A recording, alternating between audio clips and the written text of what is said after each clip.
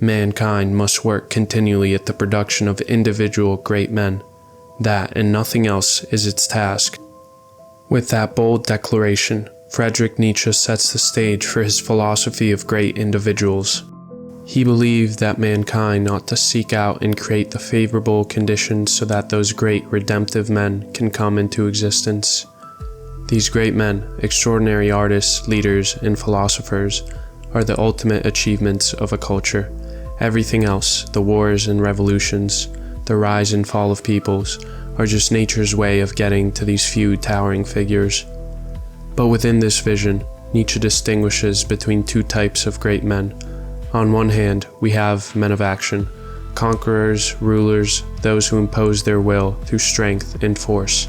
On the other, we have philosophers who shape the world not through power, but through intellect. In Beyond Good and Evil, Nietzsche writes, "A people is nature's detour to arrive at 6 or 7 great men, and then to get around them." Nietzsche is suggesting that the main point of a society or an entire culture is to produce a few truly great individuals, and then discard them. It's like planting thousands of seeds just to cultivate a few rare flowers. Those rare individuals, minds like Alexander the Great, Michelangelo, or Beethoven, are the real goal of the whole process. They're the ones who push humanity forward, who create art, knowledge, or values that revolutionize the way we live. But here's the twist. Once a society produces a great individual who shifts the status quo, the individual is cast aside. That's why Nietzsche adds, "and then to get around them." Think of Caesar, who is betrayed and murdered by Roman senators, or Napoleon, who is ultimately exiled. Society takes this long detour through history to finally yield a Goethe or a Napoleon, and then it swerves. The status quo tries to get around these great figures to avoid being completely upended by their influence. It's as if the masses say, "Okay, thanks for the Mozart and the Einstein, but we'll carry on with life as usual now." Nietzsche is highlighting how often the herd resist the very individuals that nature used them to create. It is only these great individuals who can overthrow a corrupt status quo, and once that is done, the new status quo, which likewise feels threatened, will destroy the Caesars and Napoleons. This reveals Nietzsche's view of history as a breeding ground for genius. He believed that the enhancement of humanity comes from the exceptions, not the rule. The herd might preserve the species, but the great person advances it. And in Nietzsche's eyes, the value of a whole people lies in being the soil from which a few remarkable individuals can spring forth. It's a hyper-aristocratic idea. The glory of a civilization is nothing but those peak individuals. So, what drives these great individuals? What makes a higher man able to rise above the norms and shape the world? The higher man is basically Nietzsche's term for an exceptional individual, someone who cultivates excellence in themselves, who breaks free from the herd mentality. These are people who, as Nietzsche says, wish to be apart, to stand alone. They have the strength to go against the grain. They create their own values when society's values no longer fit. They're courageous, innovative, and often solitary figures. Nietzsche even defines greatness by how much an individual can bear and still stand strong. He shall be the greatest, Nietzsche writes, who can be the most solitary, the most concealed, the most divergent, the one beyond good and evil, the master of his virtues and of superabundance of will. And what is this superabundance of will? Nietzsche believed that what fundamentally drives people is not a will to survive, but a will to power, a kind of inner force pushing us to expand, to overcome, to achieve mastery. In great individuals, this will to power is especially strong. This isn't power in a crude sense. It's not about bossing people around. It's about the power to conquer one's own limitations, to channel one's passions creatively, to affirm life. In the Antichrist, Nietzsche writes, "What is good? Everything that heightens the feeling of power in man, the will to power, power itself." These higher individuals harness a kind of overflowing energy that overcomes resistance. They want challenges to test themselves against. They court opposition. That's how they express their greatness. Think of an artist who pours their entire being into redefining an art form. These people are powered by something beyond mere ambition. Nietzsche would call it the will to power. It's an impulse towards mastery and perfection. It's the drive to assert one's vision of greatness onto the world.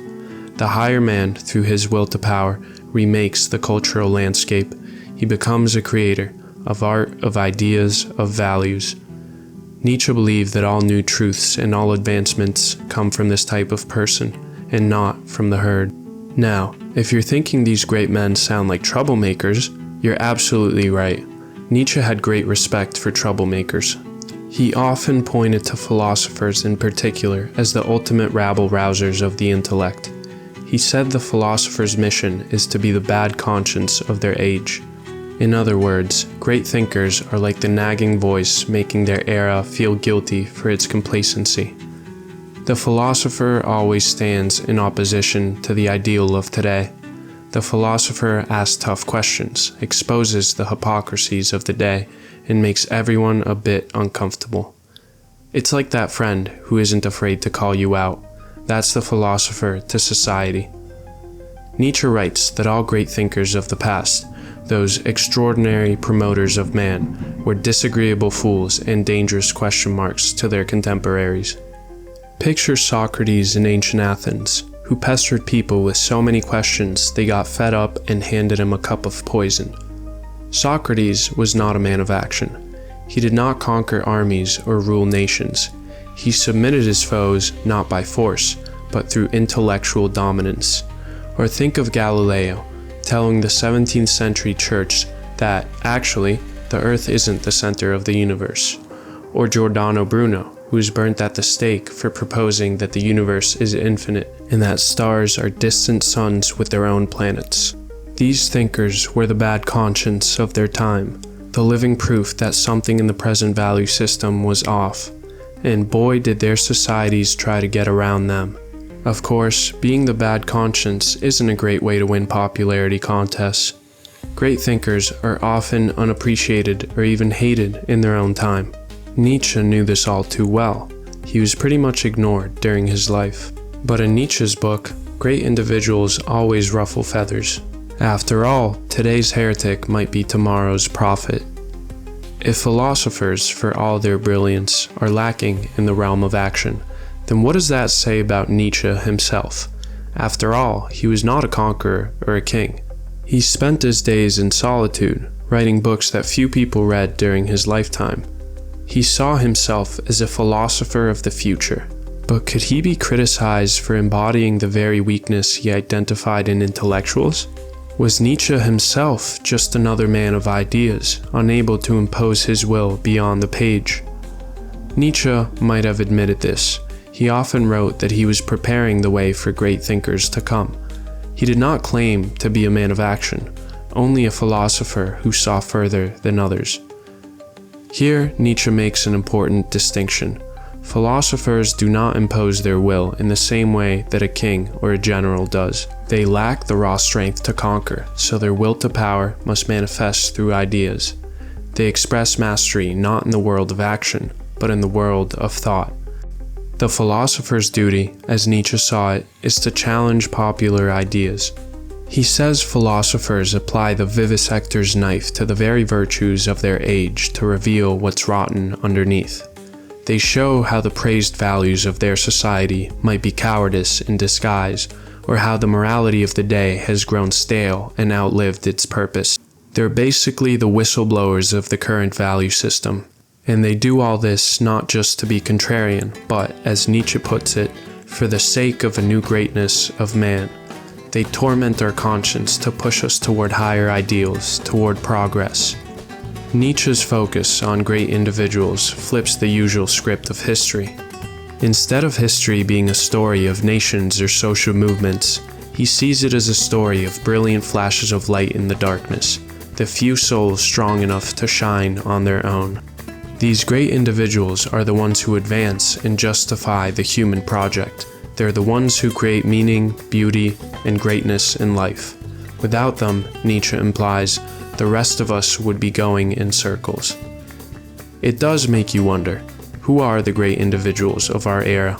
Do we have any, or do our modern societies manage to snuff them out, to get around them, as Nietzsche would say, before they can fully bloom. Nietzsche questioned if greatness was even possible in our times. In an age of mass culture and conformity, would we even recognize a higher person among us, or would we try to level them down? Nietzsche challenges us not to forget the value of those rare visionaries. As he writes in Thus Spoke Zarathustra, "What is great in man is that he is a bridge and not an end." Humanity's greatness lies in its potential to overcome itself, to produce those who leap beyond what we've been before. The torch of human achievement is carried forward by the great personalities who dare to stand up, stand out, and stand alone. And the bold question Nietzsche leaves us with is, are we willing to follow that great flame?